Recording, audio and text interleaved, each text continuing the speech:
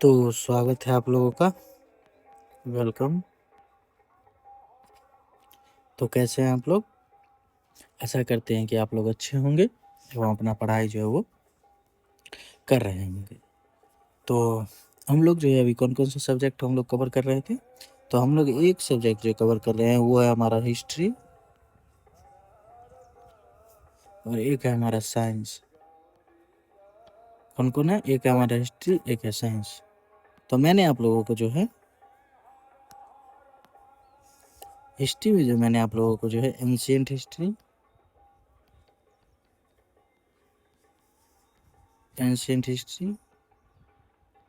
फिर medieval history,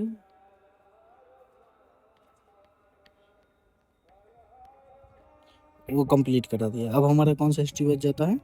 अब हमारा बच जाता है वो है हमारा मॉडर्न हिस्ट्री। क्या है हमारा? Modern history. तो आज से जो हम अपना जो है मॉडर्न हिस्ट्री को जो है शुरू करेंगे। साइंस में मैंने आप लोगों को जो है केमिस्ट्री कंप्लीट करा दिया है। क्या कंप्लीट करा दिया है? केमिस्ट्री कंप्लीट करा दिया है। और बायोलॉजी में आप लोगों को पढ़ा रहा था। तो अभी हम चलिए मॉडर्न हिस्ट्री की बात कर लेते हैं। जब हम साइंस के पोर्शन में आएंगे तो हम बायोलॉजी की बात कर लेंगे। तो सबसे पहले तो देख लेते हैं जो मॉडर्न हिस्ट्री हम पढ़ेंगे किस प्रकार। हम मॉडर्न हिस्ट्री में कितने चीज़ों को पढ़ेंगे?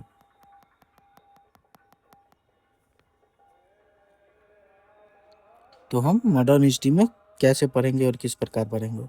तो सबसे पहले जो मॉडर्न हिस्ट्री में पढ़ेंगे वो होगा हमारा एडवेंट ऑफ यूरोपियंस। क्या है हमारा? Advent of Europeans. Advent of Europeans यानी कि यूरोपियों का आगमन। यूरोपियों का आगमन। पहला हमारा टॉपिक क्या होगा? पहला ही हमारा टॉपिक होगा जो वो होगा यूरोपियन का आगमन। क्या होगा हमारा पहला टॉपिक? पहला टॉपिक हमारा होगा यूरोपियों का आगमन। जब हम पढ़ लेंगे जो यूरोपियन का आगमन क्यों हुआ था, तब उसके बाद जो है डिक्लाइन ऑफ मुगलाज पढ़ लेंगे। क्या पढ़ लेंगे? डिक्लाइन ऑफ मुगलाज यानी कि मुगलों का पतन। क्या पढ़ेंगे अब? मुगलों का पतन। क्या पढ़ेंगे? मुगलों का पतन। तो ये तो ऐसे टॉपिक हम आप लोगों को जो है मेडावल हिस्ट्री में पढ़ाते थे, जैसे मैंने आप लोगों को बताया था। लेकिन ये टॉपिक हम यहाँ इसलिए पढ़ा रहे हैं क्योंकि बहुत सारे ऐसे क्षेत्रीय राज्य यहाँ पे होंगे जो अंग्रेज से क्या करेंगे? युद्ध करेंगे। तो जो राज्य जो है अंग्रेज से युद्ध करेंगे, इसीलिए पहले मैं आप लोगों को बता दूंगा जो अंग्रेज आए किस प्रकार से अपना कंपनी को एस्टेब्लिश किए। उसके बाद मैं आप लोगों को बता दूंगा जो मुगलों के कारण जो है किस प्रकार से जो है कंपनी को जो है थोड़ी परेशानी का सामना करना पड़ा, और किस प्रकार क्षेत्रीय राज्य जो है कंपनी से किस प्रकार जो है प्रतिस्पर्धा करेंगे और कंपनी को स्थापित करने में जो है बाधा उत्पन्न करेंगे। तो जब हम ये पढ़ लेंगे डिक्लाइन ऑफ मुगलाज, तो उसी के बाद हम पढ़ लेंगे राइज ऑफ रीजनल स्टेट। क्या पढ़ लेंगे है? इसके बाद हम पढ़ लेंगे राइज ऑफ रीजनल स्टेट। क्या पढ़ लेंगे हम? Rise of regional state. जैसे हो गया हमारा बंगाल, जैसे हो गया मराठास। उसके बाद हो गया हमारा अवध। उसके बाद हमारा हो गया राजपूत। उसके बाद हमारा हो गया जाट।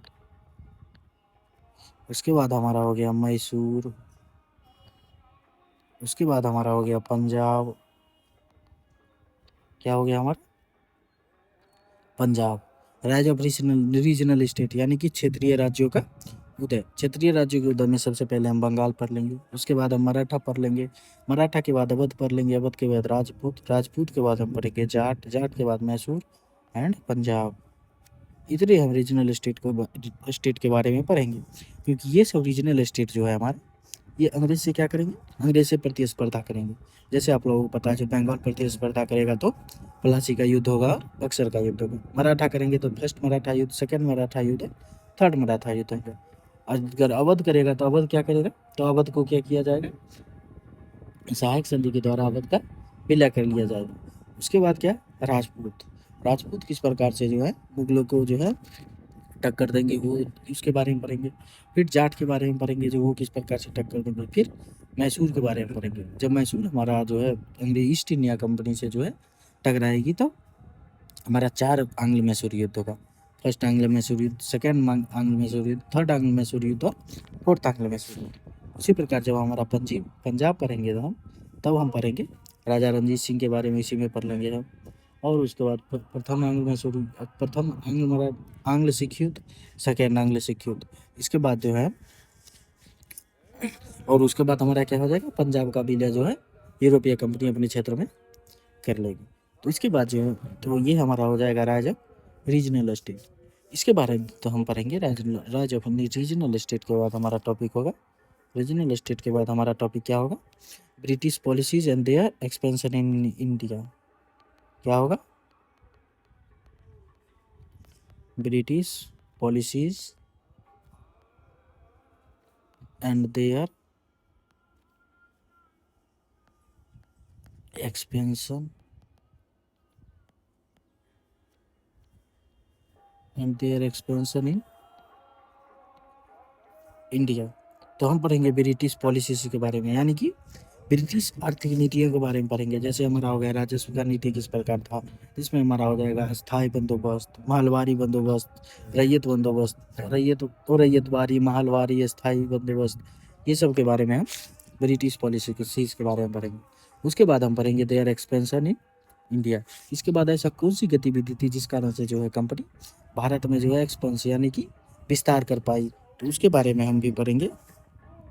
तो ये हो गया हमारा British policies for their expansion in India. इसके बाद हम जो पढ़ लेंगे यानी कि आर्थिक नीतियाँ एवं भारतीय अंग्रेजों का भारत में विस्तार, ये हो गया इसका हिंदी। उसके बाद हमारा हो जाएगा Indian economy under British rule. क्या हो जाएगा, Indian economy under British rule, British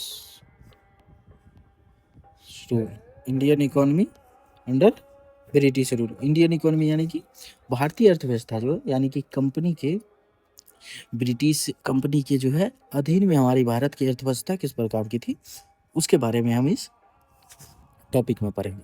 जब हम इस प्रकार पढ़ लेंगे तब हमारा जो है धीरे धीरे जब इतना तक आ जाएंगे, यानी कि उस समय की इकोनॉमी जो होगी बहुत ही खराब होती जाएगी धीरे धीरे, तब हमारा क्या होगा, जब हमारा इकोनॉमी खराब होगी तब जो है लोग आवाज़ उठाना शुरू करेंगे। उसी के बाद धीरे धीरे क्या हो जाएगा, अंग्रेजों के सम्मुख जो है कुछ विद्रोह उत्पन्न होना शुरू हो जाएगा।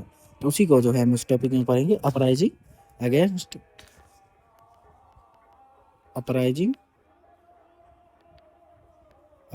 ब्रिटिश। क्या पढ़ेंगे, अपराइजिंग अगेंस्ट ब्रिटिश, यानी कि ब्रिटिश के विरुद्ध विद्रोह, ब्रिटिश के विद्रोह, ब्रिटिश के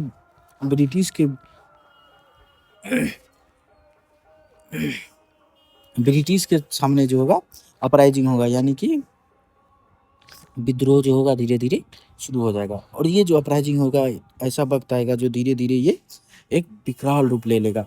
इसी विकराल रूप को हम कहते हैं 1857 की क्रांति, जो आप लोग पढ़े होंगे, द रिवोल्ट ऑफ 1857, यानी कि 1857 की क्रांति। क्या पढ़ेंगे हम, 1857 की क्रांति। जब हम 1857 की क्रांति पढ़ लेंगे तब इसी समय जो हम एजुकेशन के बारे में पढ़ लेंगे, education in British rule, education in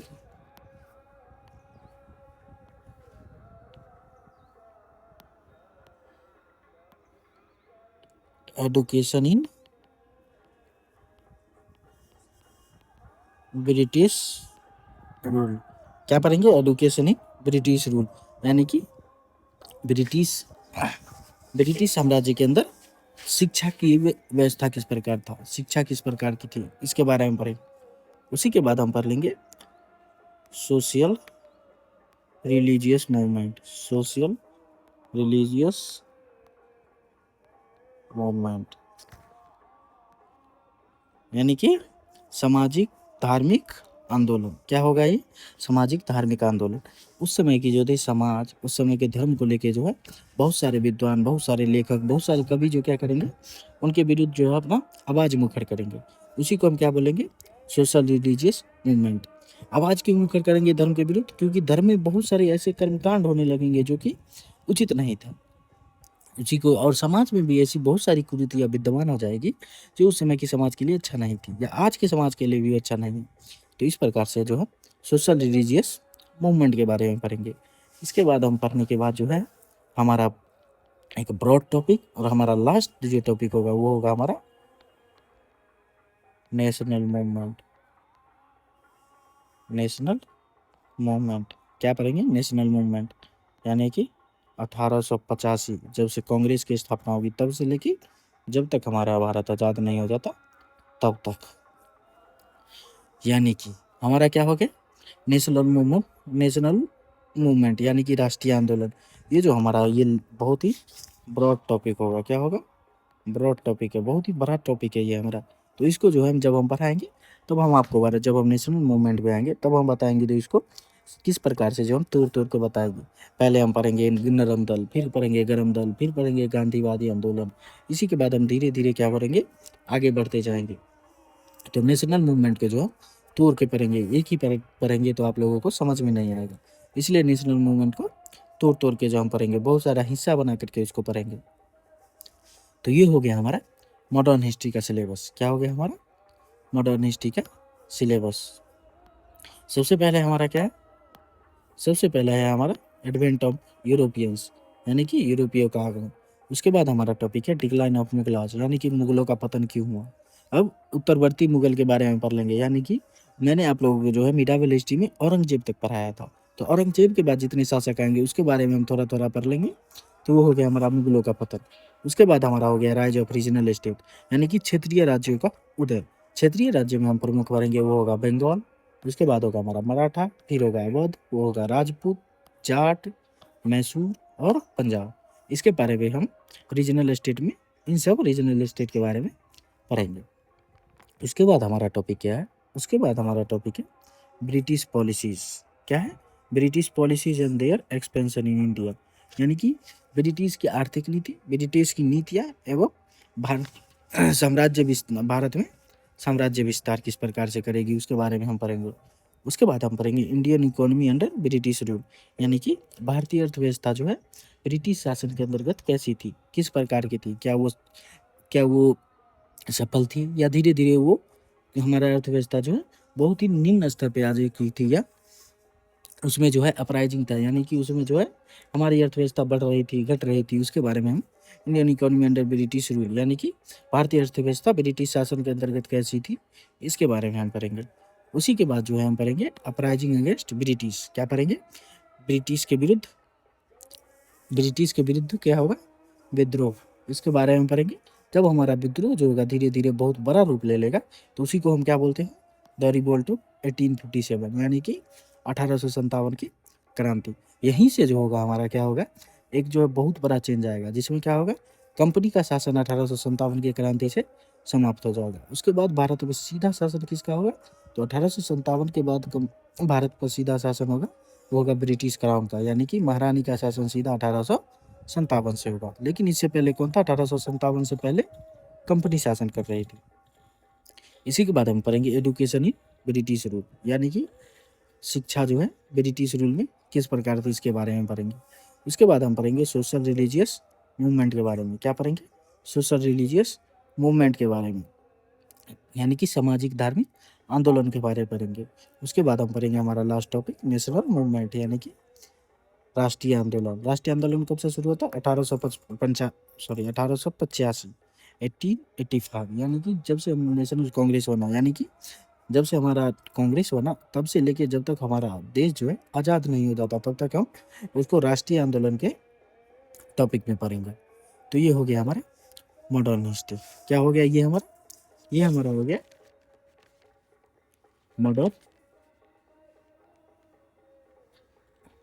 modern history. तो सबसे पहले हमारा टॉपिक क्या था? सबसे पहले हमारा टॉपिक है एडवेंट ऑफ यूरोपियंस। क्या है हमारा? Advent of Europeans.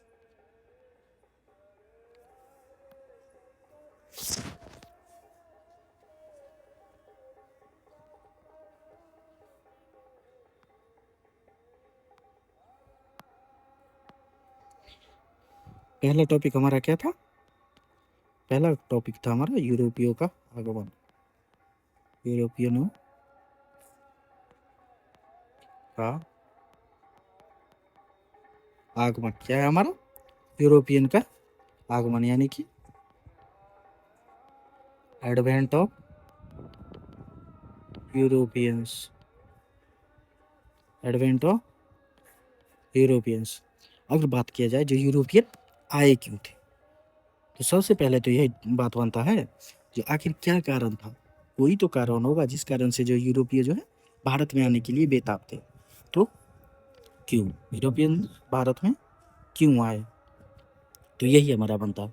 सबसे पहले तो यही सोचना है जो हमारा जो यूरोपीय भारत किस क्यों आएगा, कोई तो कारण होगा जिस कारण से यूरोपियन जो है भारत आने के लिए इतना बेताब थे। तो सबसे पहला हमारा एवं सबसे प्रमुख कारण ही हमारा क्या है? सबसे प्रमुख कारण है ऑटोमन साम्राज्य का उदय। क्या है हमारा?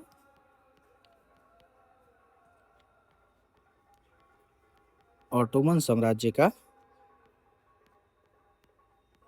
उदय। क्या है हमारा? ऑटोमन साम्राज्य का उदय। ये ऑटोमन साम्राज्य क्या है?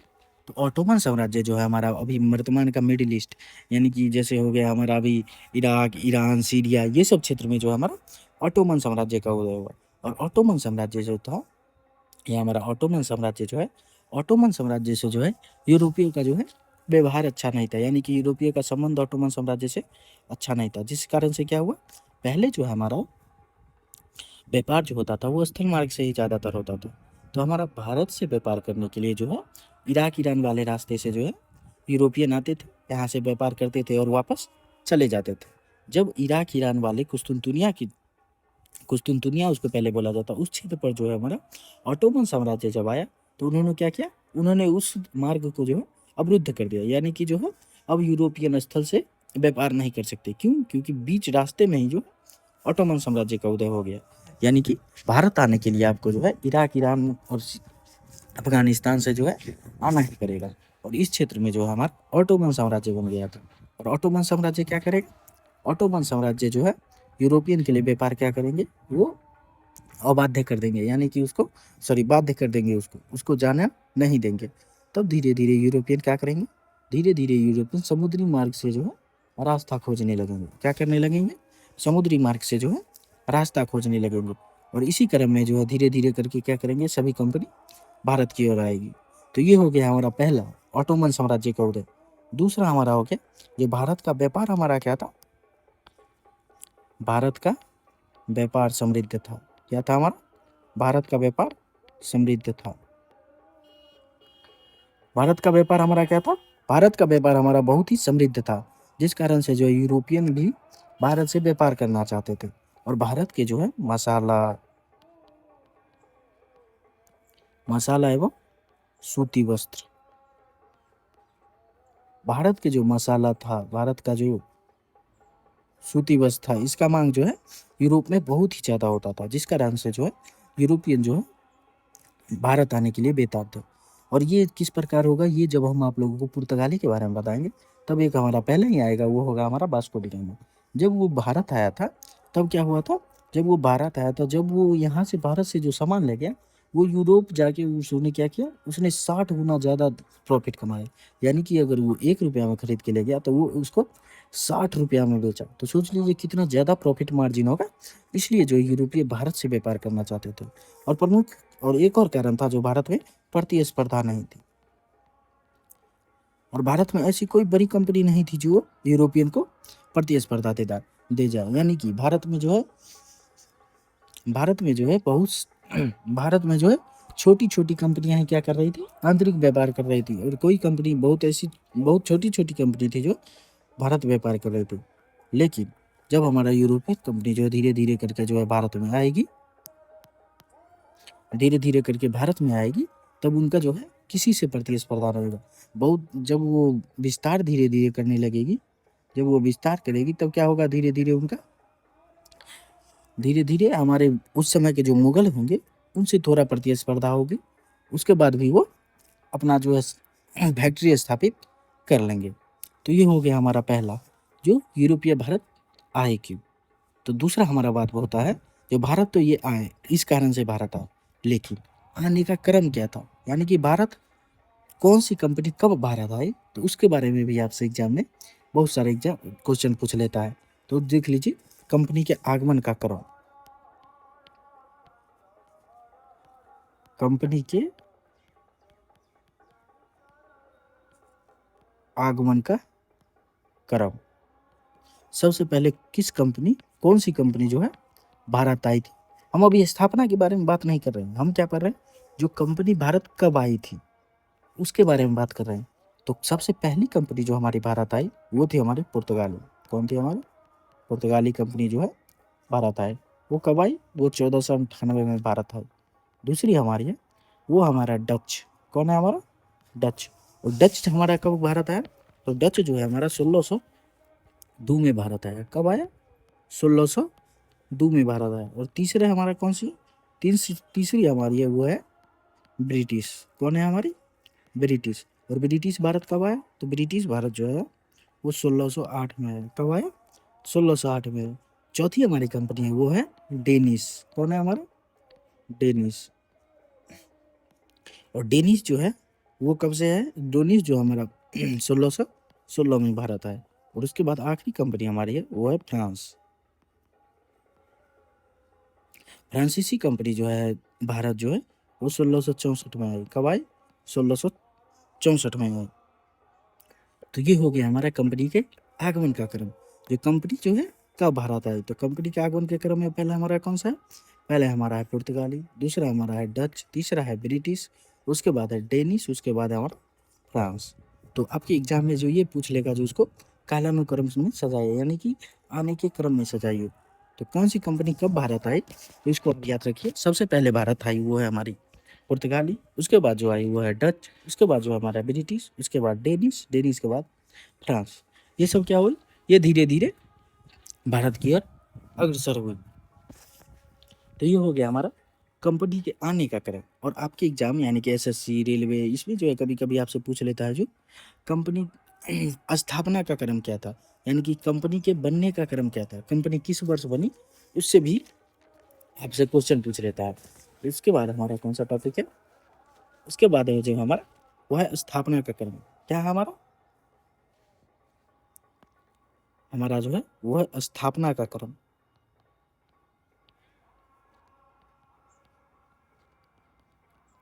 वो तो हो गया हमारा कंपनी के आने का क्रम, लेकिन कंपनी कब एस्टेब्लिश हुई, कब कंपनी बनी, उसका क्रम भी पूछ लेता।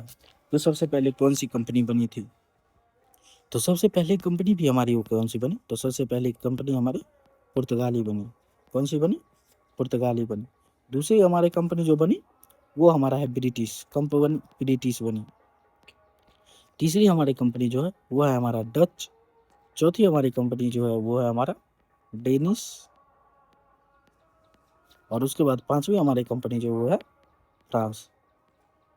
पुर्तगाली जो बनी थी, पुर्तगाली लगभग कब बनी थी, 1500 के सॉरी 14, मान लीजिए हाँ 1500 के लगभग, सॉरी 1500 तो नहीं, लेकिन आप क्योंकि 1499 वो 1498 वो आ ही गई, तो 1490 के लपेट में मान लीजिए जो इसी क्रम में जो है इसी कालानुक्रम में जो है कंपनी बनी होगी।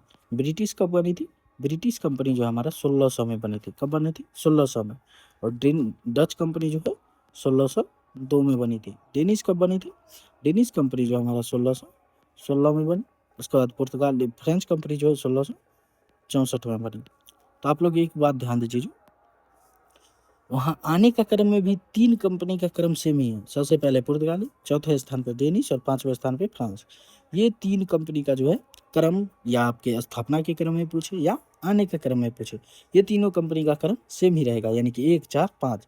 बस हमारा कंपनी का क्रम दोनों में अगर बदलता है तो वो है ब्रिटिश और डच। आने के क्रम में सबसे पहले डच है, लेकिन स्थापना के क्रम में सबसे पहले ब्रिटिश कंपनी स्थापित हुई। तो ये दोनों हमारा हो गया, ये हो गया हमारा ब्रिटिश और एक हो गया हमारा डच।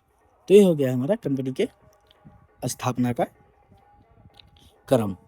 तो कंपनी की स्थापना के क्रम के बाद चलिए हम सभी कंपनी के बारे में थोड़ा थोड़ा पढ़ लेते हैं। सबसे पहले है हमारा पुर्तगाली कंपनी। कौन सी हमारी? पुर्तगाली कंपनी। पुर्तगाली कंपनी कब आई हमारी बात? पुर्तगाली कंपनी जो 1498 में भारत आए। और पुर्तगाली कंपनी बनाया किसने? जब पुर्तगाली कंपनी बना तो पुर्तगाल का राजा कौन था? पुर्तगाल का राजा हमारा था इमैनुअल। कौन सा हमारा?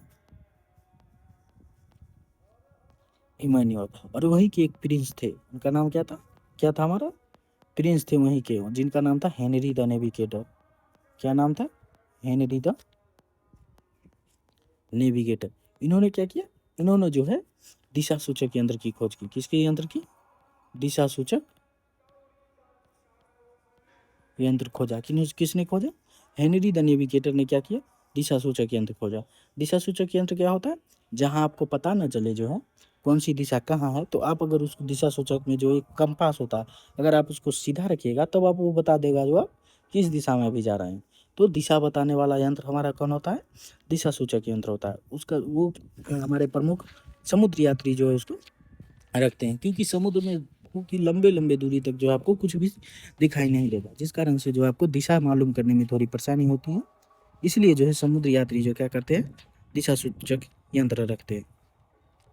तो ये हो गया है हमारे पुर्तगाली। जब हमारा पुर्तगाली कंपनी बना तो उस समय के राजा थे इमैनुअल, और एक प्रिंस हमारे थे हेनरी द नेविगेटर, जिन्होंने क्या किया? हमारा दिशा सूचक यंत्र की खोज की। उसके बाद हमारा हो गया पुर्तगाली। पुर्तगाली के बारे में बात किया जाए तो सबसे पहले जो है प्रथम आने वाले व्यक्ति हमारा कौन था? सबसे पहले प्रथम आने वाले व्यक्ति हमारे कौन थे? Vasco da Gama. कौन थे हमारे? Vasco D gamma. Vasco D gamma वो कब आए कंपनी में? भारत। तो वो 1498 जो है भारत आए थे। और इन्होंने कौन सा रूट लिया था? तो इनका जो रूट था, यानी कि किस रूट से जो आए थे, यानी कि केप ऑफ गुड होप। क्या कौन से आए थे? केप ऑफ गुड होप होते हुए आए थे। केप ऑफ गुड होप का है अफ्रीका का सबसे निचला बिंदु, सबसे दक्षिणतम बिंदु हमारा क्या है? Cape of Good Hope. यानी कि वो यूरोप से निकले, वो यूरोप से निकले और मध्य एशिया यानी कि ईरान अफगानिस्तान वाला क्षेत्र ना जाकर के वो कहाँ से सीधे आगे अफ्रीका के तटीय सीमा से आते हुए, यानी कि देख लीजिए ये हमारा हो गया, ये हो गया हमारा कर्क रेखा। यहाँ पे जो है हमारा ये है हमारा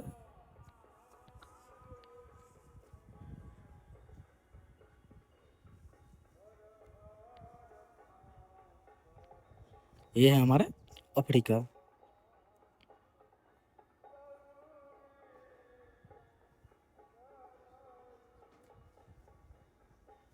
ये हमारा इंडिया। और यहाँ पे है हमारा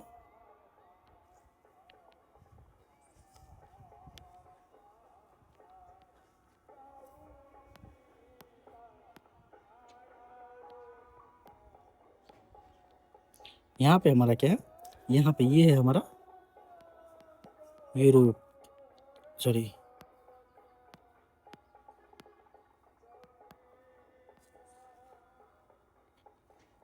ये जो हो गया ये हो गया हमारा यूरोप। और यहाँ पे है हमारा पुर्तगाल। ये जो है ये हमारा है पुर्तगाल।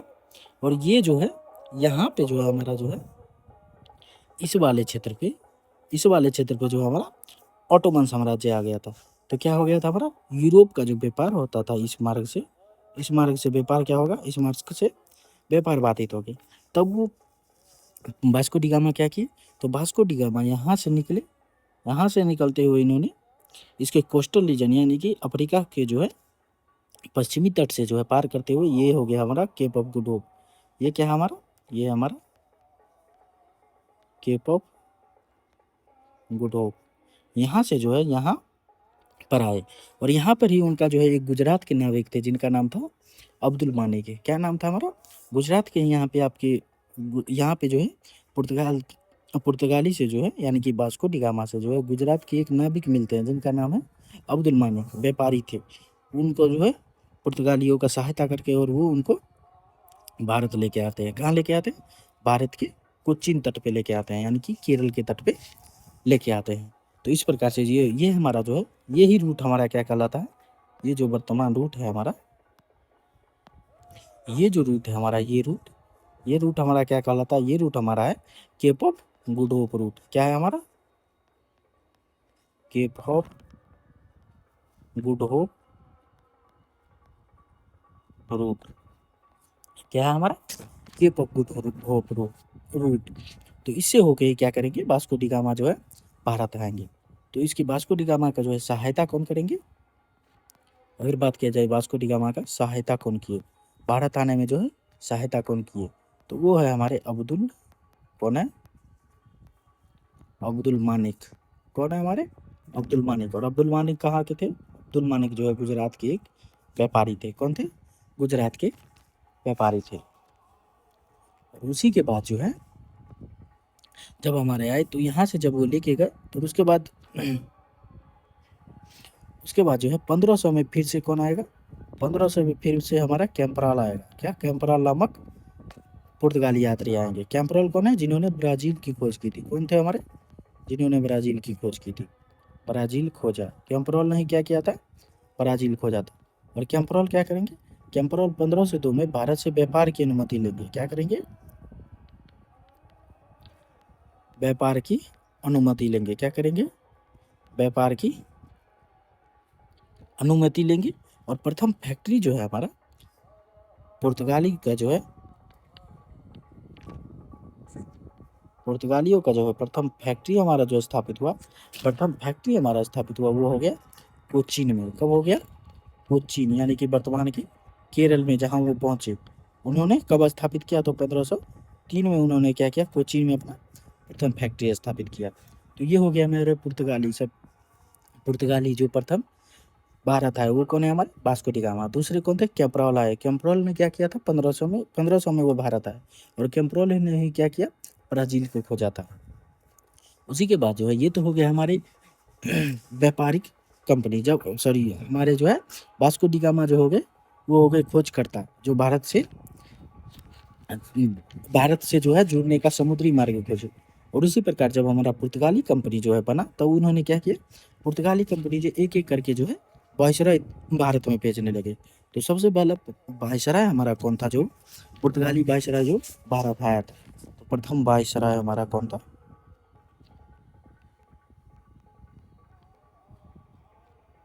प्रथम वायसराय वो था हमारा फ्रांसिस्को दी अल्मेरा। कौन था हमारा? Francisco de Almeida. कौन था हमारा? Francisco de Almeida. उनका शासनकाल कब से कब तक है? 1505 से लेके 1509 तक। फ्रांसिस्को द अल्मीरा ने क्या किया? फ्रांसिस्को द अल्मीरा ने नौसेना का विकास किया। क्यों? क्योंकि भारतीय शासक जो थे उनके पास उतनी समृद्ध नौसेना नहीं थी। तो और लेकिन वो जो स्थल में बहुत ही शक्तिशाली थे। तो पुर्तगालियों का या कोई भी यूरोपियन आएगी उनका भी यही कथन होगा, जो भारत के शासकों को जो है स्थल पे नहीं हराया जा सकता, लेकिन उनको समुद्र में हराया जा सकता है। क्योंकि भारतीय शासक के पास जो है उन्नत नौसेना नहीं है।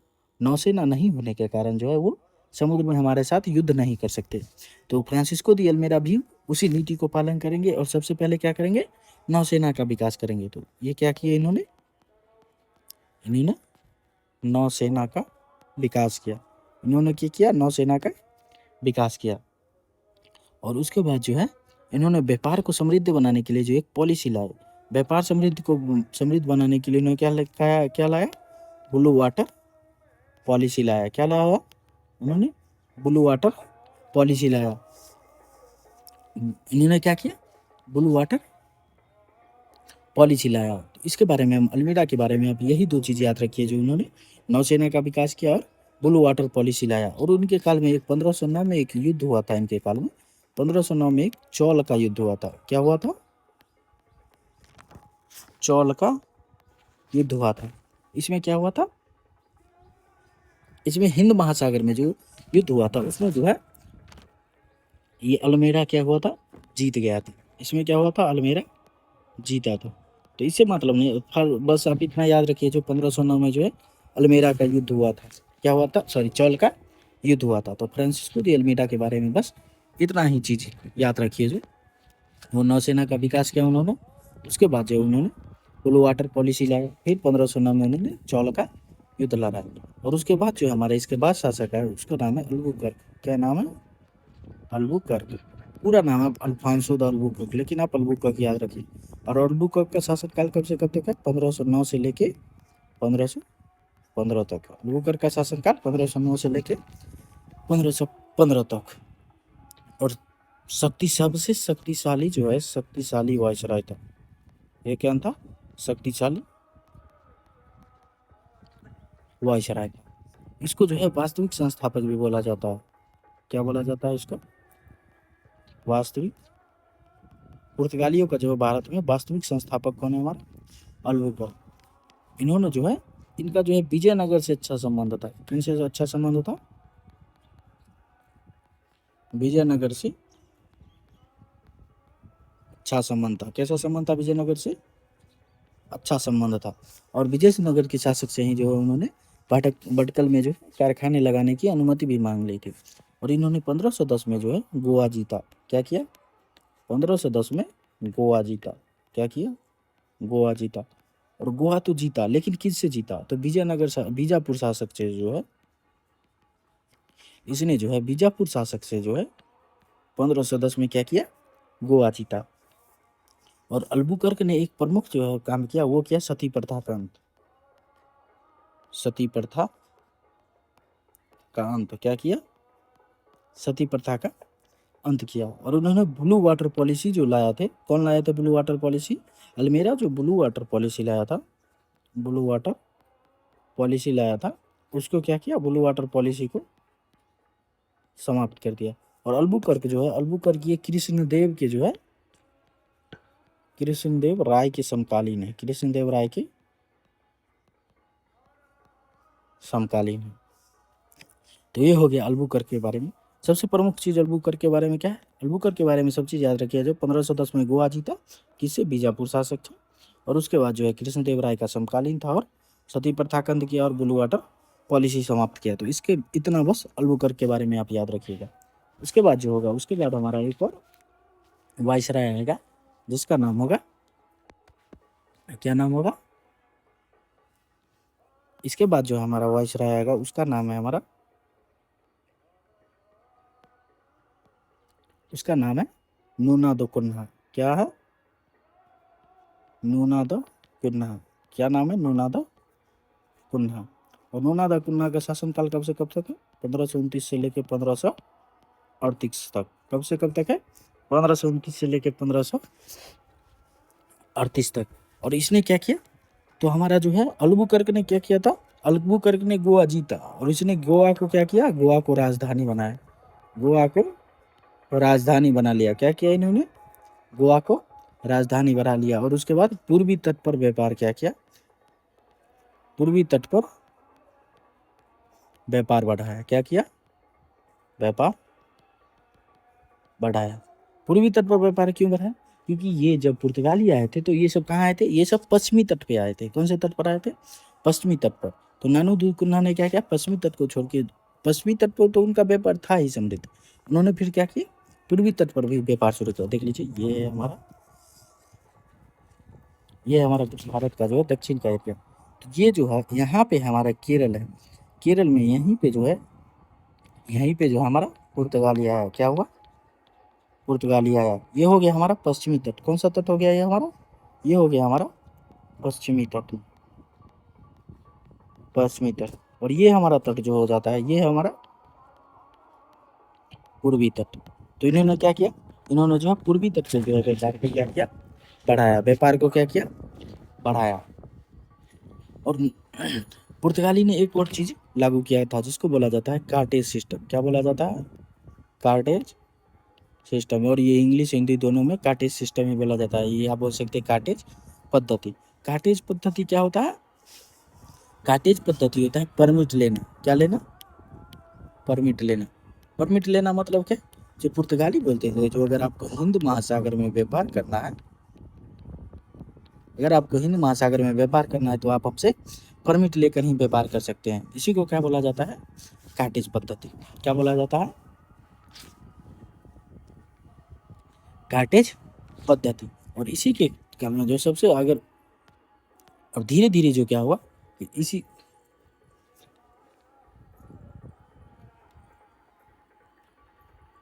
तो फिर इन्होंने क्या किया? ये जो धीरे धीरे क्या क्या बोल रहे थे, ये हिंद महासागर में जो है व्यापार करना है तो हम आपसे, आप हमसे परमिट लीजिए। इस प्रकार से जो है पुर्तगाली धीरे धीरे मजबूत हो गए। हाँ, हिंद महासागर में मजबूत हो गए। तो केवल पुर्तगाली ही तो भारत नहीं आए, उसके बाद जो हमारा इस वक्त तक जो है ब्रिटिश भी अपना दावा स्थापित करने लगे थे। तब 1612 में जो लगभग पुर्तगाली हमारे क्या हो गए थे, भारत आने का, भारत आ रहे थे पुर्तगाली, सॉरी ब्रिटिश। तो अब क्या होगा, ब्रिटिश का जो है सामना होगा किसी पुर्तगालियों का। और इसी सामना में जो हमारा एक युद्ध होता है उसका नाम है स्वाली का युद्ध। क्या नाम है उसका? स्वाली का युद्ध। स्वाली का युद्ध कब हुआ? 1612 में जो है स्वाली का युद्ध हुआ। और इस युद्ध में क्या हुआ? इस युद्ध में जो है ब्रिटिश जो हो गए, ब्रिटिश वर्सेस पुर्तगाल। ब्रिटिश और पुर्तगाली क्या हो गए? आमने सामने हो गए। कौन हो गए? ब्रिटिश और पुर्तगाली आमने सामने हो गए। और ये स्वाली का युद्ध हुआ क्यों था? तो स्वाली का युद्ध हुआ क्यों? तो व्यापार को लेकर के। क्या? व्यापार को लेकर। क्योंकि पुर्तगाली तो भारत से व्यापार कर ही रहे थे, अब अंग्रेज भी चाहते थे जो वो भी भारत से व्यापार करे, लेकिन पुर्तगाली लाभ को देख करके ये नहीं चाहते थे कोई भी यूरोपीय कंपनी भारत से व्यापार करे। इसीलिए वो ब्रिटिश को रोकना चाहते थे, जो ब्रिटिश भारत से व्यापार नहीं कर पाए। लेकिन ब्रिटिश की महत्वाकांक्षा थी जो वो भारत से व्यापार करे। इसी महत्वाकांक्षा को लेकर जो है दोनों के बीच टकराव हुआ और स्वाली का युद्ध प्रारंभ हुआ। और स्वाली के युद्ध में क्या हो गया? स्वाली के युद्ध में जो है ब्रिटिश जीत गए। क्या हो गए? ब्रिटिश जीत गए। और उन्होंने जो है 1613 में क्या किया, अपना प्रथम फैक्ट्री जो है स्थापित कर लिया था। और उसी के बाद जो है हमारा 1661 में एक अभूतपूर्व घटना हो। 1661 में क्या हो गया? कैथरीन, पुर्तगाल के जो है राजकुमारी थी, उनका नाम था कैथरीन। और कैथरीन एवं चार्ल्स द्वितीय, क्या था?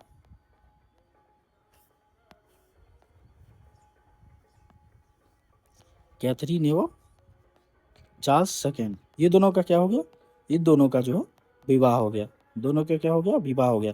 कैथरीन कहाँ से थी? तो कैथरीन जो थी वो थी पुर्तगाल से। और चार्ल्स द्वितीय ये थे हमारे ब्रिटेन से। कहाँ थे? हमारे ब्रिटेन से।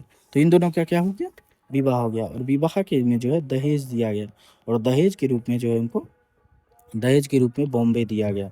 दहेज में क्या दिया गया? बॉम्बे दिया गया। क्या दिया गया? बॉम्बे दिया गया। और जब बॉम्बे दिया गया तो ये चार्ल्स द्वितीय ने क्या किया? चार्ल्स द्वितीय ने ये बॉम्बे फिर किसको दे दिया?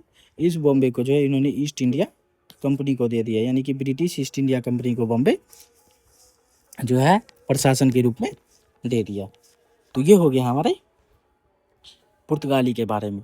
अगर बात किया जाए जो पुर्तगाली, इतना समृद्ध पुर्तगाली का पतन क्यों हुआ, तो पुर्तगाली के पतन के कारण, कोई तो कारण होगा जिस कारण से जो है पुर्तगाली पतन हो गए, पुर्तगालियों का पतन हो गया। तो सबसे पहला कारण था भ्रष्टाचार, भ्रष्टाचारी अधिकारी। क्या थे? भ्रष्टाचारी अधिकारी। किसी भी कंपनी हो जाए, कोई भी कंपनी, कोई भी साम्राज्य हो जाए, उनका जो अगर अंत होता है तो उसमें एक कारण ये भी होता है जो उनके अधिकारी क्या हो गए? भ्रष्ट हो गए, या उन्होंने, उनके अधिकारी ने क्या किया? उनको धोखा दिया, धोखा दे दिया। तो इससे, और ब्रिटिश भी इससे परे नहीं रह पाए, उनके भी अधिकारी क्या निकले? भ्रष्टाचारी निकले। और उन्होंने इस तरह सारा भ्रष्टाचार किया कि कंपनी का ही लॉस होने लगा। धीरे धीरे क्या हो गया? कंपनी जो है कमजोर पड़ने लगी, तो जिस कारण से कंपनी का पतन हो गया। उसके बाद एक है हमारा असहिष्णुता की नीति। क्या है? असहिष्णुता की नीति। असहिष्णुता की नीति क्या है? असहिष्णुता यानी कि एक धर्म को जो है रिजिड मानना, यानी कि सभी धर्मों के साथ समान व्यवहार नहीं करना, वो हमारा क्या है? असहिष्णुता। यानी कि वो चाहते थे जो सभी लोग जो है हमारे धर्म को माने। तो इसी असहिष्णुता की नीति के कारण भी जो हो गया पुर्तगालियों का पतन हो गया। उसके बाद है प्रतिद्वंदी कंपनी है। क्या है? प्रतिद्वंदी कंपनी। प्रतिद्वंदी कंपनियां में जो प्रमुख थी वो थी हमारी फ्रांस कंपनी, फ्रांसीसी कंपनी। उसके बाद हमारे थी ब्रिटिश कंपनी। इन दोनों ने क्या किया? इनसे जम करके युद्ध किया। और ब्रिटिश ने आखिरकार इनको क्या किया? एक सीमित क्षेत्र तक जो है, बहुत ही कम क्षेत्र तक सीमित कर दिया। और ये सब जो है, ये लोग आंतरिक व्यापार नहीं करते थे। ये लोग भारत में आंतरिक व्यापार भी नहीं करते थे, जिस कारण से अगर बाह्य व्यापार अगर थोड़ी भी बाधा आ जाए तो वो अंतर व्यापार करके जो है अपना कर्ज या अपना जो है कंपनी को चला सकते थे। ये क्या करते केवल बाहरी व्यापार करते थे, जिस कारण से इनका क्या हो गया, पतन होने का जो है मार्ग प्रशस्त हो गया। तो ये हो गया पुर्तगालियों के पतन के कारण। अगर बात किया जाए पुर्तगालियों का योगदान क्या है, पुर्तगालियों का योगदान क्या है, कोई चीज़ है जो उन्होंने भारत लेकर आया और वो भारत में ही रह गया। तो इन्होंने बहुत सारी फसल शुरुआत करी, क्या करी, फसल शुरू करी, नई फसल शुरू करी, क्या करें, नई फसल शुरू करी। उसमें हमारे थी आलू, आलू हो गया, तंबाकू हो गया, अनानास हो गया, इसके बाद हमारा टमाटर हो गया। ये सब हमारा क्या है, ये सब हमारा नई फसल जो पुर्तगालियों ने शुरू की थी। और इन्होंने फिर क्या किया, इन्होंने नौसेना का विकास को महत्व दिया। क्या किया, नौसेना विकास किया। यानी कि अब भारतीय लोग यानी कि भारतीय शासक भी समझ गए थे, अगर हमारे यूरोपीय कंपनी से सामना करना है तो हमें नौसेना का विकास करना होगा। क्या करना होगा, नौसेना का विकास करना होगा। उसी के बाद है हमारा प्रिंटिंग प्रेस भी इन्होंने क्या किया, लाया। क्या किया, प्रिंटिंग प्रेस भी क्या किया इन्होंने, प्रिंटिंग प्रेस भी इन्होंने भारत लाया। और सबसे पहला फर्स्ट प्रिंटिंग प्रेस कब लगा, फर्स्ट प्रिंटिंग प्रेस जो है गोवा में लगा। और कब लगा, 1556 में जो है फर्स्ट प्रिंटिंग प्रेस जो है लगा। और ये जो हो गया है, उसके बाद गोथी काट शुरू करे। किसने, गोथी काट शुरू की। तो किसने गोथी काट शुरू की, गोथी काट पुर्तगालियों ने जो है गोथी काट शुरू की। गोथी काट क्या होता है, गोथी काट शिखर के नुमा होता है। जैसे इस प्रकार जाइएगा तो ये इस प्रकार का जो शिखर आपको इतना लंबा लंबा जो है शिखर आपको गोवा में दिखाई देगा, वही हमारा क्या होता, कहीं क्या होगा, गोथी काट होगा। आप लोग थोड़ा गूगल पे सर्च कर लीजिएगा जो गोथी काट होता क्या है, तो उसके बारे में आप लोग अच्छे से देख लीजिए, क्योंकि हमारे पास वो अभी पिक है नहीं जो मैं आप लोगों को दिखा पाऊँ। तो ये हो गया हमारे पुर्तगालियों के बारे में, जो पुर्तगाली भारत कैसे आए, भारत में विस्तार किस प्रकार से किए, भारत में पतन किस प्रकार से हुआ, प्रमुख वायसराय के बारे में, कोई एक काटेज पद्धति के बारे में, उसके बाद युद्ध के बारे में, सब के बारे में मैंने आप लोगों को जो है बता दिया। तो इसके बाद हमारा क्या हो जाता है, इसके बाद जो हमारा बच जाता है वो हो जाता है हमारा, इसके बाद है हमारा पुर्तगालियों के बाद हमारा कौन सा हो जाता है, पुर्तगालियों के बाद हमारे हो जाते हैं वो हो जाते हैं डच। कौन हो जाते हैं, डच, सॉरी, पुर्तगाली के बाद हमारे कौन से हैं, पुर्तगाली के बाद तो हमारे हैं डच। कौन है हमारा, पुर्तगाली के बाद जो भारत आए थे वो कौन थे हमारे, डच। डच की जो है स्थापना कहाँ होती, डच की स्थापना 1602 में हुई थी। कब हुई थी, 1602 में हुई थी। और प्रथम डच यात्री जो भारत आया था, प्रथम डच जो भारत आया था वो था हॉटमैन, कॉर्नेलियस हॉटमैन। क्या था हमारा, कॉर्नेलियस, कॉर्नेलियस हॉटमैन। क्या था हमारा, कॉर्नेलियस हॉटमैन जो है प्रथम डच यात्री था जो भारत आया था। और बात किया जाए जो डच के बारे में, तो डच ने प्रथम फैक्ट्री कहाँ लगाई, तो प्रथम फैक्ट्री जो इन्होंने 1605 में लगाई। और कहाँ लगाई, मसूलीपट्टनम में। कहाँ लगाई, मसूलीपट्टनम में जो है डचों ने अपनी प्रथम फैक्ट्री लगाई। और कहाँ लगाई, मसूलीपट्टनम में लगाई। और मसूलीपट्टनम में कंपनी जो है फैक्ट्री लगाने के बाद जो है अपना व्यापार करेगी। व्यापार करने के बाद धीरे धीरे समृद्ध हुई और उसके बाद मसूलीपट्टनम से जो है स्थानांतरित होगी। मसूलीपट्टनम में तो उनका फैक्ट्री रहेगा ही। उसके बाद 1610 में फिर क्या करी, 1610 में जो है पुलिकट में फैक्ट्री लगाएगी। कहाँ लगाई, पुलिकट में फैक्ट्री लगाई। और पुलिकट में जो फैक्ट्री लगाने के बाद यानी कि हमारा साउथ से व्यापार करके जो है धीरे धीरे समृद्ध हुई। और समृद्ध होने के बाद जो धीरे धीरे वो उत्तर की ओर आगमन करेगी।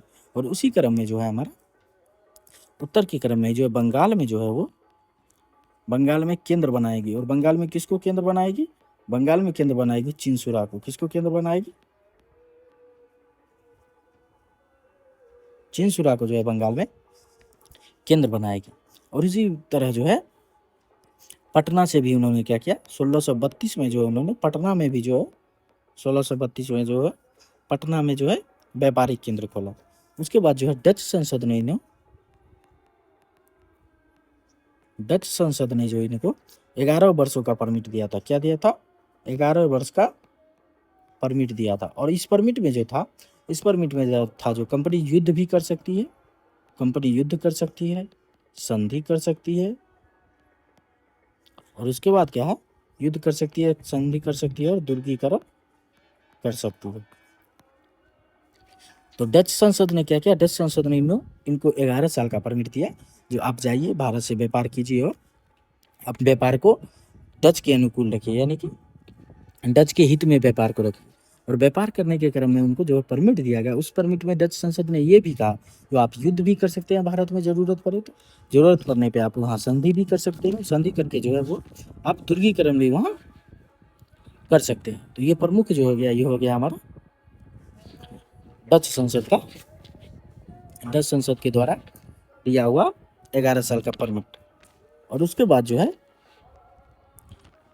डच में जो है इसी प्रकार, जिस प्रकार से जो है पुर्तगाली के सामने जो है ब्रिटिश आ गए थे व्यापार के हित के कारण, उसी प्रकार के से जो है जब हमारा डच जो है धीरे धीरे स्थापित करके बढ़ने लगेगी, तो इसी प्रकार जो है इनका सामना जो होगा, डच का सामना अंग्रेज से होगा। और इसी अंग्रेज के सामना में जो होगा एक युद्ध होगा जिसका नाम है बेदरा का युद्ध। क्या नाम है? बेदरा का युद्ध। बेदरा का युद्ध कब हुआ? 1759 में। बेदरा के युद्ध में क्या किया गया? बेदरा के युद्ध में जो है व्यापारिक हित को लेकर जो है फिर दो कंपनी आपस में भिड़ गई। पहला हमारा ब्रिटिश कंपनी, दूसरा हमारा डच कंपनी। और हमारे जो है ब्रिटिश जो है बेदरा में के युद्ध में क्या हो गए? ब्रिटिश जीत गए। क्या हो गए? ब्रिटिश जीत गए। क्या हो गए? ब्रिटिश जीत गए। और धीरे धीरे क्या हो गया हमारा? धीरे धीरे उनका, इसी के बाद बेदरा के युद्ध के बाद ही डच क्या हो गए? डच जो है भारत से चले गए। ये हो गया हमारे डच के बारे में। डच के बाद हमारा कौन सा बच जाता है? डच के बाद हमारा है, डच के बाद है हमारा, डच के बाद है ब्रिटिश ईस्ट इंडिया कंपनी। कौन है हमारा? British east India company. British east India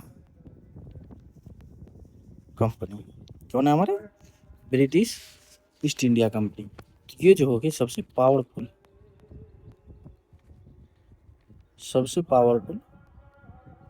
company है। ये जो है सबसे पावरफुल कंपनी है। सबसे पहला ब्रिटिश व्यक्ति जो भारत आया था, उसका नाम था जॉन मिल्टन हॉल। क्या नाम था? John Milton hall. क्या नाम था? Milton hall. और ये जो जॉन मिल्टन हॉल था, ये किसके दरबार में आया था? तो ये अकबर के दरबार में जो है आया था। और ये किस लिए आया था? तो व्यापार की अनुमति के लिए ये भारत आया था। 1599 में जो है ये कंपनी में, और 1600 में जो है एलिजाबेथ ने क्या किया? एलिजाबेथ ने 15 साल का परमिट दिया। कितने साल का? 15 साल का परमिट दिया, जो आप जाइए और भारत से व्यापार कीजिए। 15 साल के लिए ही आप व्यापार कर सकते हैं।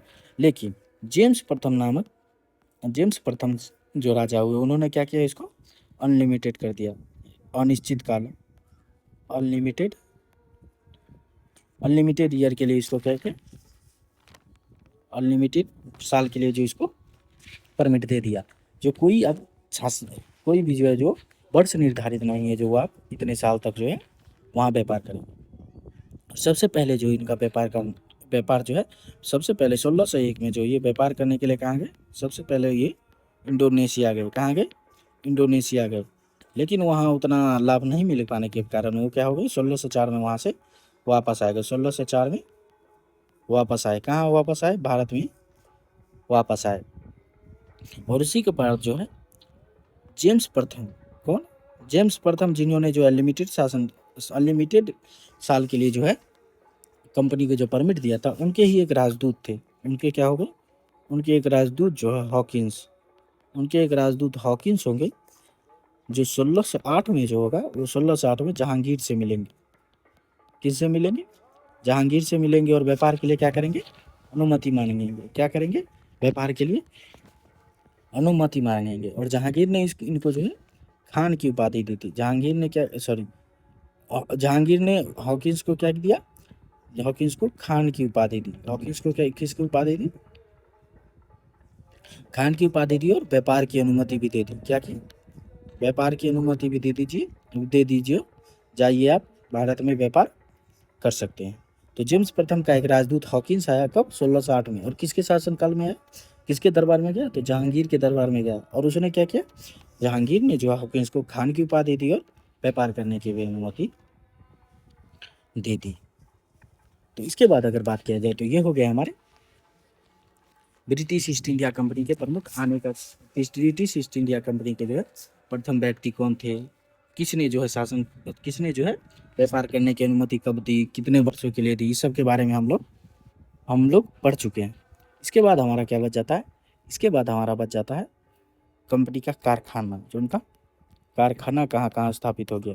तो कारखाना का जब जगह का नाम याद रख लीजिए। लेकिन फर्स्ट हमारा कारखाना जो होगा मसूलीपट्टनम में होगा। कहाँ होगा? मसूलीपट्टनम में होगा। लेकिन ये अस्थायी होगा, ये अस्थायी नहीं है। ये क्या होगा? अस्थायी होगा, नॉन परमानेंट होगा। और इसने कब किया? 1611 में। और सेकेंड हमारा होगा सूरत में। कहाँ होगा? सूरत में इन्होंने कारखाना खोला। कब? 1612 में। और ये कारखाना हमारा क्या होगा? ये कारखाना हमारा अस्थायी होगा। ये कारखाना क्या होगा? हमारा अस्थायी होगा। तो ये हो गया हमारा फर्स्ट और सेकेंड। यानी कि फर्स्ट हमारा मसूलीपट्टनम क्या था? मसूलीपट्टनम अस्थायी कारखाना था। लेकिन हमारा अगर बात किया जाए जो सबसे पहला कारखाना, अगर आपको बोले तो आप मसूलीपट्टनम ही मारिएगा। लेकिन आपको तो अगर बोलते अस्थायी कारखाना कहाँ था, सबसे पहला अस्थायी कारखाना, तो आप सूरत मारिएगा। तो उसके बाद हमारा हो गया। उसके बाद ये सब धीरे धीरे ये इसी कारखाने से ये व्यापार करने लगे। व्यापार करते करते ये इतना धीरे धीरे समृद्ध होने लगे जो पूरे भारत में सभी स्थान पे जो अपना कारखाना खोलने लगे। उसी क्रम में जो है 1639 में जो है मद्रास में उन्होंने कारखाना खोला। मद्रास में कारखाना खोलने के बाद 1658 में जो है उत्तर की तरफ आए और उन्होंने कलकत्ता में कारखाना खोला। कहाँ खोला? कलकत्ता में अपना कारखाना खोला। फिर 1686 में उन्होंने जो बॉम्बे में कारखाना खोला। कहाँ खोला? बॉम्बे में अपना कारखाना खोला। तो ये हो गया हमारे ब्रिटिश ईस्ट इंडिया कंपनी के बारे में। ब्रिटिश ईस्ट इंडिया कंपनी के बारे में जो हो गया। उसके बाद हमारा डेनमार्क यानी कि डेनिश कंपनी। डेनिश यानी कि डेनमार्क की जो कंपनी थी उसको क्या बोलते हैं? डेनिश। और डच जो हो जाएंगे, डच हमारे नीदरलैंड के हो जाएंगे। मैं आप लोगों को कुछ समय बताना भूल गया। डच हमारे जो नीदरलैंड के हो जाएंगे और डेनिश हमारे डेनमार्क के हो जाएंगे। और ये डेनमार्क जो हो जाएंगे, ये डेनमार्क सबसे कमजोर जो हो जाएंगे, सबसे कमजोर यूरोपीय शक्ति होंगे। सबसे कमजोर यूरोपीय शक्ति होंगे। सबसे कमजोर यूरोपीय शक्ति होंगे। और 1616 में जो है क्या करेंगे? 1616 में ये भारत में आएंगे। भारत में व्यापार के लिए कब आए? 1616 में आए। 1616 में आए और 4 साल बाद 1620 में इन्होंने क्या किया? 1620 में इन्होंने ट्रैंकोबार, क्या? ट्रैंकोबार यानी कि तमिलनाडु। ट्रैंकोबार यानी कि तमिलनाडु में इन्होंने क्या किया? तमिलनाडु में अपना पहला कारखाना खोला। फिर 1676 में इन्होंने जो है सेरामपुर यानी कि बंगाल में जो है कि अपना कारखाना खोलेंगे। तो ये 2 कारखाना याद रखिएगा। जो 1620 में ट्रंकोबार में उन्होंने क्या किया? ट्रंकोबार में उन्होंने अपना कारखाना खोला। फिर 1676 में जो सेरामपुर में अपना कारखाना खोला।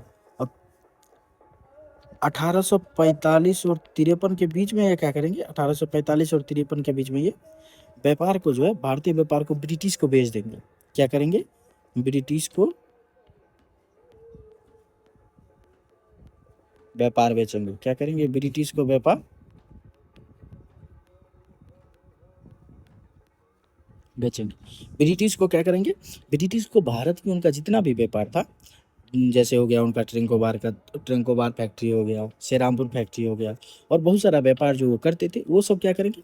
वो सब ब्रिटिश को बेच करके वो अपना यूरोप लौट जाएंगे। और 1600 फिर उनके पास एक बहुत ही प्रमुख द्वीप था जिसका नाम जो है अंडमान निकोबार है। आप जरूर सुने होइएगा। अभी जो हमारा बहुत ही चर्चा में रहा है अंडमान निकोबार द्वीप समूह ग्रीन प्रोजेक्ट को लेकर के जो है। तो 1668 में जो है अंडमान निकोबार को ये क्या करेंगे? बेच देंगे। अंडमान निकोबार को बेचेंगे। क्या करेंगे? बेचेंगे। उसके बाद डेनिस के बाद हमारा कौन सा, ये हो गया हमारे प्रमुख डेनिस के बारे में। और डेनिस से कोई भी किसी प्रकार का युद्ध नहीं हुआ, क्यों? क्योंकि ये तो खुद ही जो है ब्रिटिश को अपना व्यापार बेच करके क्या कर गए, चल गए। उसके बाद है हमारे डच, सॉरी फ्रांस। क्या हो गए? फ्रांसीसी कंपनी। फ्रांसीसी कंपनी जो है, फ्रांसीसी कंपनी 1664 में बनी। कब बनी थी? 1664 में बनी। और जब ये कंपनी बनी थी 1664 में बनी, और जब ये कंपनी बनी थी तब फ्रांस का शासक कौन था? तब फ्रांस का शासक था लुई 14वां। लुई 14वां जो है उस समय शासक था। लुई 14वां फ्रांस का क्या था? शासक था। और स्थापना जो है कोलवार्ट में हुआ था। स्थापना इसका कहाँ हुआ था? इसका स्थापना जो है कोलवार्ट में हुआ था। कहाँ हुआ था? कोलवार्ट में हुआ था। कहाँ हुआ था? कोलवार्ट में हुआ था इसका स्थापना। और 64 में ये बनी, और 64 में ही क्या करी, 64 में बनी और भारत में आ गई। और 1667 में जो हो गया, 1667 में जो भारत में अपना पहला जो है कारखाना का स्थापन किया। भारत में जो है पहला यात्री, सॉरी, भारत में आया 1667 में। भारत में पहला यात्री आया, पहला फ्रांसीसी आया। क्या आया? पहला फ्रांसीसी आया, फ्रांसीसी। उसका नाम क्या था? Francis Carey. क्या नाम था? Francis Caron. क्या नाम था? Francis Caron. तो ये फ्रांसिस कैरो कौन थे? फ्रांसिस कैरो थे प्रथम फ्रांसीसी यात्री जो भारत आए थे। और उसी के बाद अगर बात किया जाए, जो फ्रांसीसी कंपनी ये जो थी एक सरकारी कंपनी थी। ये कौन सी कंपनी थी? एक फ्रांसीसी कंपनी एक सरकारी कंपनी थी। अर्थात इस कंपनी में जो होगा शासन, जिस कंपनी का जो है शासन जो करेगी इस कंपनी पे, वो कौन सी वो करेगी? सरकार। यानी कि सरकार के नक्शे कदम पे ये चलेगी। फ्रांसीसी कंपनी का जो फर्स्ट कारखाना कहाँ खुला? तो फर्स्ट कारखाना जो है इन्होंने, फ्रांसीसियों ने फर्स्ट कारखाना जो है इन्होंने 1668 में खोला। और 1668 में कहाँ खोला? सूरत में ही खोला। कहाँ खोला? सूरत में ही खोला। और दूसरा कारखाना जो होगा, सेकेंड कारखाना जो उन्होंने 1669 में खोला और मसूलीपट्टनम में खोल लिया। कहाँ खोल लिया? मसूलीपट्टनम में खोल लिया। और इससे पहले जो आप लोगों को पता होगा, जो सूरत जो हो गया, सूरत तो इससे पहले अंग्रेजों का गढ़ था, क्योंकि अंग्रेजों सबसे पहला अस्थायी कारखाना सूरत में ही खोला, और सबसे पहला अस्थायी कारखाना उनका मसूलीपट्टनम था। तो ये क्या किए, ये अंग्रेज से तो है अप्रत्यक्ष रूप से जो है ये अंग्रेज से जो क्या करेंगे, अप्रत्यक्ष रूप से ये भिड़ गए, क्योंकि उन्होंने कंपनी के अंग्रेज के प्रमुख केंद्रों पे जाके जो है ये अपना फैक्ट्री स्थापित कर लेंगे। तो इससे क्या होगा, अंग्रेज को तो गुस्सा आएगा ही, स्वाभाविक है उनका गुस्सा आना। और वो धीरे धीरे क्या करेंगे, इन दोनों के बीच इतनी शत्रुता हो जाएगी, एक समय आने के बाद इनको ही लेके जो है कर्नाटक युद्ध होगा। क्या होगा हमारा? इनको लेके ही जो क्या हो जाएगा हमारा कर्नाटक युद्ध होगा। तो कर्नाटक युद्ध में कोई भी जो है भारतीय शासक उसमें भाग नहीं लेंगे। उसमें जो होगा जाएगा कर्नाटक युद्ध में जो हो जाएगा वो फ्रांसीसी कंपनी ही जो है और ब्रिटिश ईस्ट इंडिया कंपनी क्या करेंगी, दोनों आमने सामने होंगी। तो इसके बाद जो है हमारा 1673 में इन्होंने फिर क्या किया, 1673 में जो इन्होंने पुडुचेरी की स्थापना की। क्या करी? पुडुचेरी की 1676 में जो है पुडुचेरी की क्या की? पुडुचेरी की स्थापना की। और अगर बात किया जाए तो 1760 में जो एक युद्ध हुआ, 1760 से में जो है बॉन्डिवास का संधि हुआ। क्या हुआ? बॉन्डिवास का युद्ध हुआ, जिसमें जो है ब्रिटिशों ने जो इनको हरा दिया। और ये बॉन्डिवास का युद्ध किसके भी? तृतीय कर्नाटक युद्ध के समय 1760 में हुआ था बॉन्डिवास का युद्ध। और इसमें जो है ब्रिटिश ईस्ट इंडिया कंपनी जो इनको हराएंगे, और ये जो फ्रांसीसी बस केवल व्यापार करने के लिए ही जो है भारत में रहेंगे। इसी शर्त पर जो है वो भारत में व्यापार कर सकते हैं, जो ये केवल व्यापार करेंगे, उसके अलावा कोई सेना नहीं रखेंगे, कुछ भी नहीं रखेंगे। और अगर बात किया जाए जो फ्रांसीसी का प्रथम गवर्नर कौन था, तो फ्रांसीसी का प्रथम गवर्नर जो था वो था फ्रांसिस मार्टिन। कौन था हमारा?